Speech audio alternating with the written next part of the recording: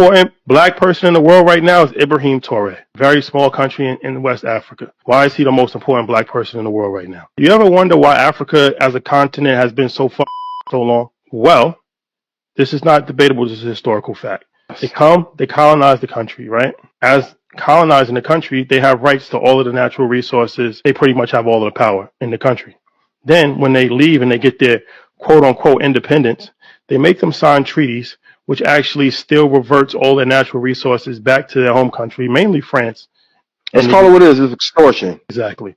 For pennies. You should read the book Economic Hitman if you haven't read it. Confess with Economic Hitman. This is why leadership is important and government is important. When you have a leader that steps up and says, no, this isn't right.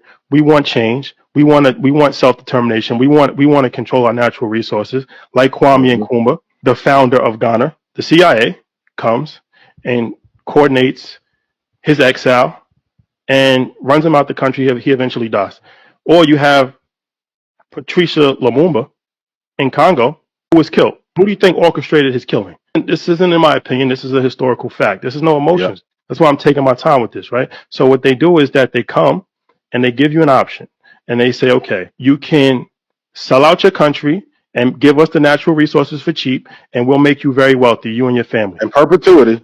Back to that. Now, if you refuse this, then we'll kill you.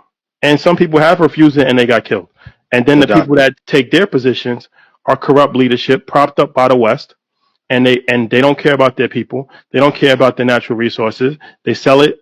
They let them come rob, and it's good for business because they can get it for dollars on the cheap. They can get copper or gold, oil, you name it. And this cycle has continued since they got their quote unquote independence. And it's been a system that has continuously kept Africa in poverty on purpose, done by the Western governments, Europe and America. Now, you have a leader like Ibrahim Traore who takes power from a military coup from a corrupt leader that was already in power, kicks France out of the country, then it becomes a domino effect. Then Mali follows suit.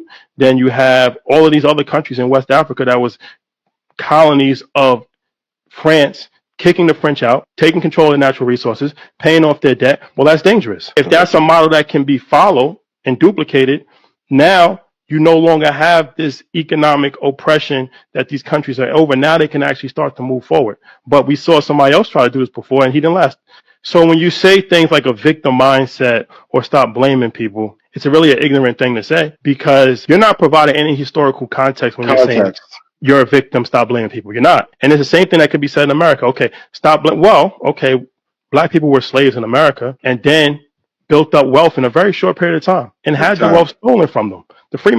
What is happening in Burkina Faso, in Mali, in Niger is just the beginning of a revolution that is way past due for Africa.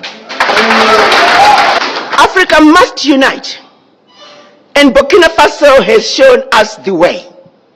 They have opened the doors. They have shown us that the bully can be defeated.